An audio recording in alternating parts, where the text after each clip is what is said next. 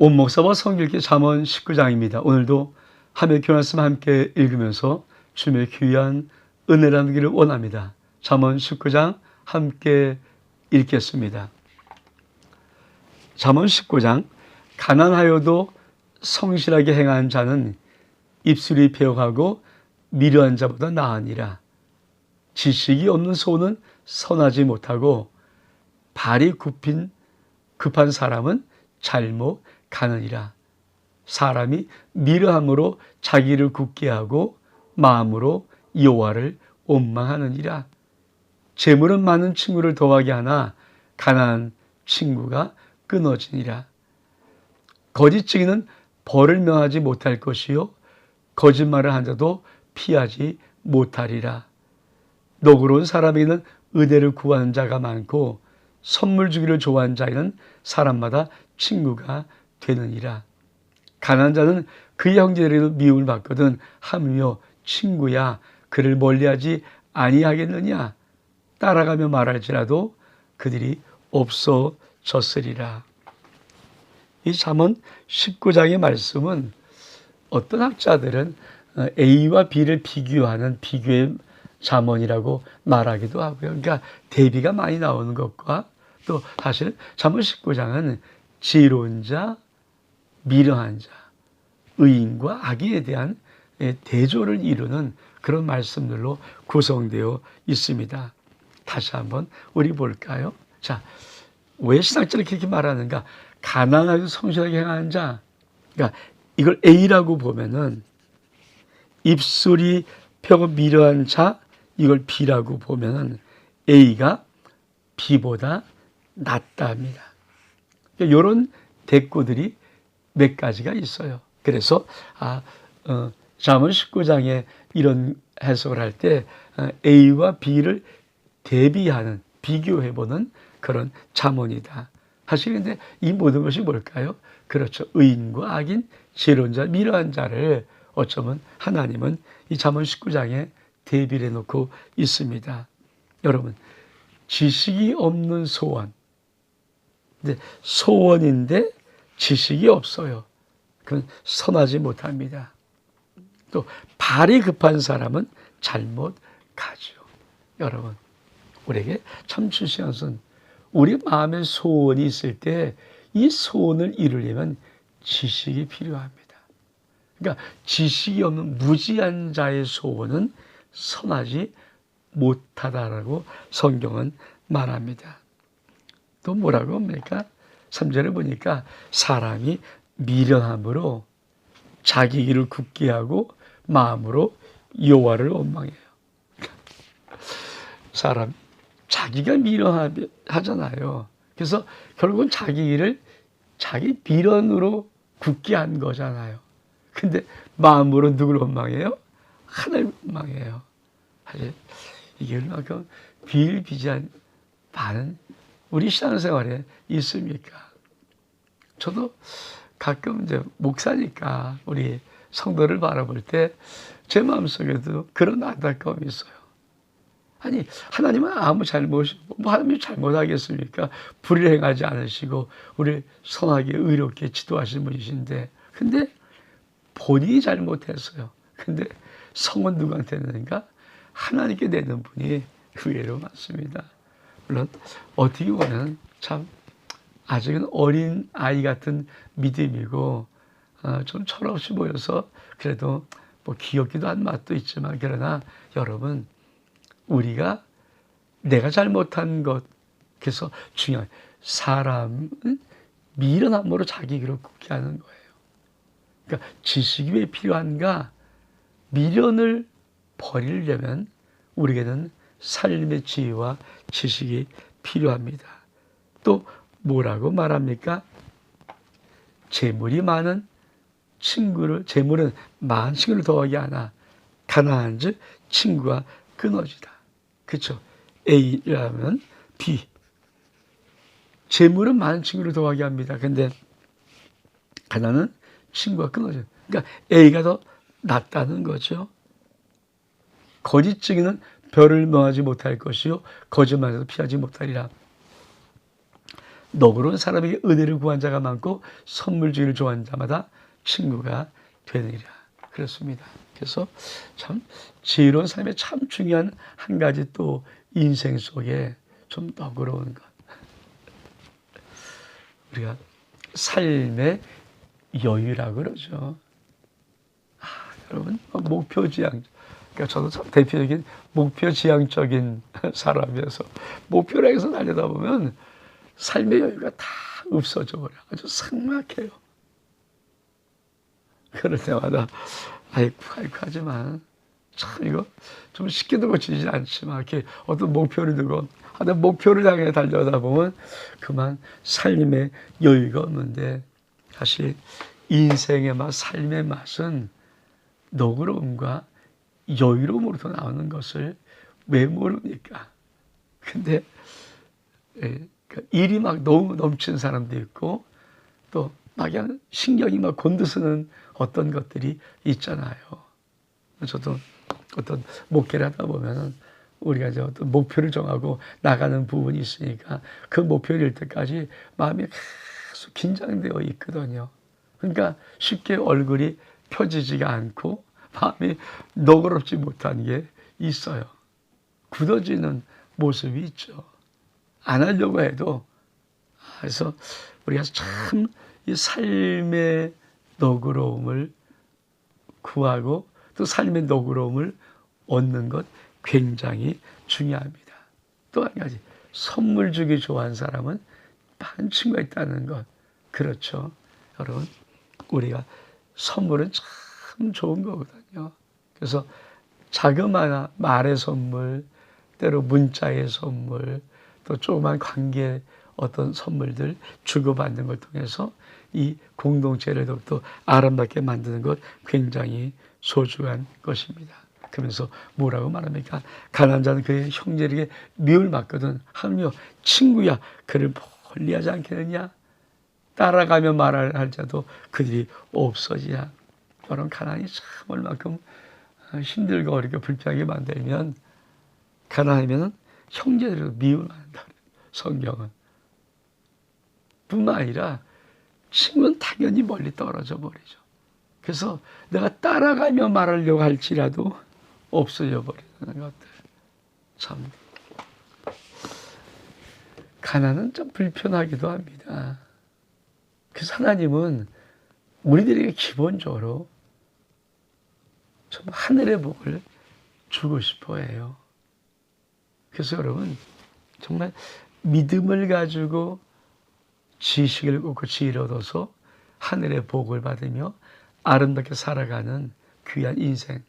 제가 왜 자꾸만 믿음의 당대 분들과 믿음의 3대 4대를 자꾸만 이렇게 많이 이야기하냐면은 믿음의 당대는 처절한 삶이 의외로 많아요.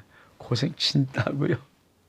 근데 믿음의 다음 때 3대 이런 사람들은요.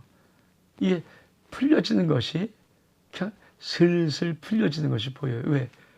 당대 어머니 아버지가 정말 하나님 앞에 올곧은 신앙을 가지려고 몸부림치면서 고생했던 그 축복의 은혜가 2대 3대 가면 이렇게 손들 꿈꾸는 것이 4대만 가면 그러면 복이 하나도 뚝뚝 떨어지는 진짜 그런 은혜로운 축복된 믿음의 영광의 가문. 이게 제가 우리 모든 성도에게 꿈꾸는 그런 모습이거든요. 그러면서 뭐라고 말합니까? 자, 지혜를 얻는 자는 자기 영혼을 사랑하고 명철을 지킨 자는 복을 얻느니라. 거짓증은 별을 모하지 못할 것이요 거짓말을 벤 자는 망할 것이라. 미련한 자가 사치당하는 것은 적당하지 못하거든 하며 종이 방백을 다스림이야. 노하기를 더디하는 것이 사람의 슬기요 허물을 용서하는 것이 자기 영광이니라. 왕의 노함은 사자의 부르짖음 같고 그의 은택은 풀 위에 이슬 같으니라. 미련한 아들은 그의 아비의 재앙이요 다투는 아내는 이어 떨어지는 물방울이라. 직과 재물은 조상에게 상속하거니와 슬기로운 아내는 여호와께로 말미암느니라. 게으름이 사람으로 깊이 잠들게 하니 태만한 사람은 줄일 것이니라. 이 두 번째 단락은 무엇을 말하냐면 지혜로운 삶과 미련한 삶의 비교를 말해주고 있습니다. 다시 한번 볼까요? 여러분, 지혜로운 자는 자기 혼을 사랑하고 명철을 지키는 복이 있습니다. 우리는 지혜로운 인생을 지혜롭지 못한 인생이 뭘까요? 거짓 증인이죠. 거짓말을 내뱉는 자, 벌을 명하지 못할 것이고 망할 것입니다. 또 어떤 자가 미련한 자, 여러분 미련한 자가 사치 않는 것은 적당하지 못한데 특히 종이 방백을 다스리면 나라 망하는 거죠. 그러니까 우리의 지혜로움이 미련함이 무엇인가? 특별히 지혜로움의 참 중요한 한 가지가 이 말씀입니다. 여러분, 노하기를 더디하는 것은 사람의 슬기요 허물을 용서하는 것은 자기의 영광이니라. 지혜로운 자의 정말 중요한 특징이 뭘까요? 노하기를 더디하는 거예요. 사실 그렇죠. 우리가 확 노하면은 그는 지혜롭지 못함을 내 스스로 나타내는 겁니다. 그러면서 뭐라고 말해요? 여러분, 왕의 노함은 사자의 부르짖음 같고 그의 은택은 풀이 있을 같으니라. 그러면서 미련한 아들은 그의 아비의 지향이고 다투는 아내는 이어 떨어진 물방울이니라. 여러분, 참 자식이 미련하면 아비가 정말 재앙을 맞는 거죠. 그래서 부모들에게는 그 자식이 하나님의 지혜로운 자가 되는 것을 기도해야 됩니다. 근데 다투는 아내, 이어떨어진 물방울이 이어떨어진 것처럼 재앙과 악과 그 모든 것들이 나쁜 것들이 떨어진다는 거예요. 참 다투는 아내, 이걸 어떻게 살아가야 할까요? 여러분, 우리 아내된 여자분들은 그렇죠. 다투면 안 됩니다. 참 쉽지 않아요.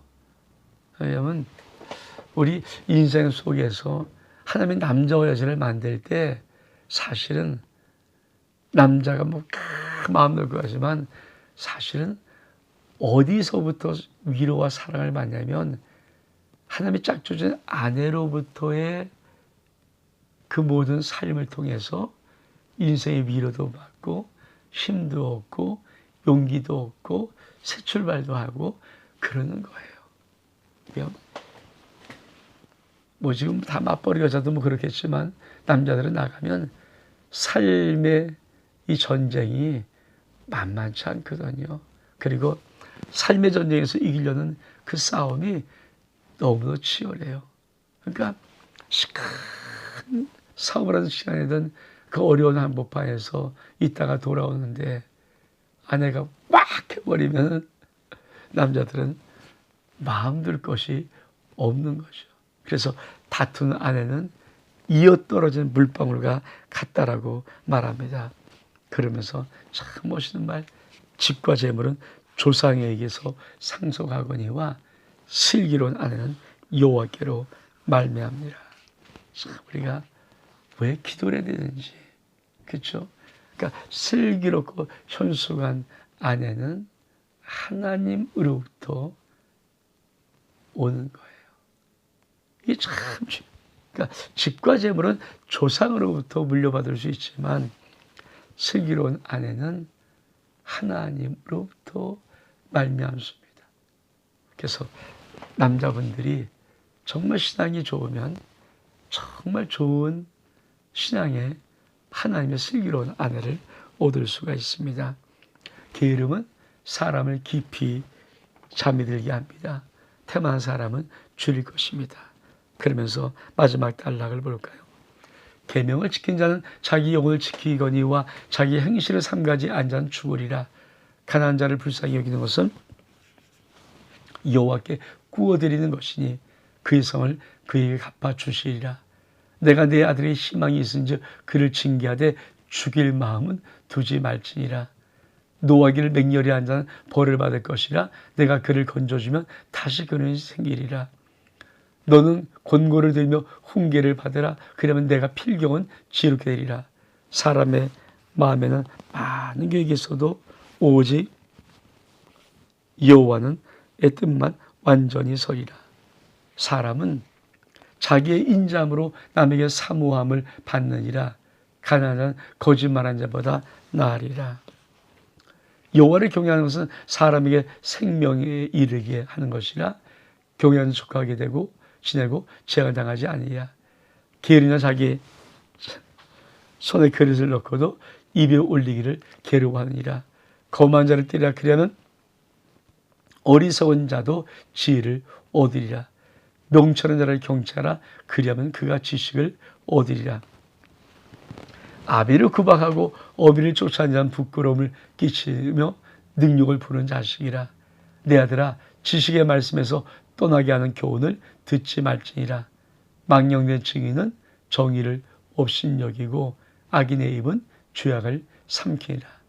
심판은 거만한 자를 위해 예비된 것이요 채찍은 어리석은 자의 등을 위하여 예비된 것이라.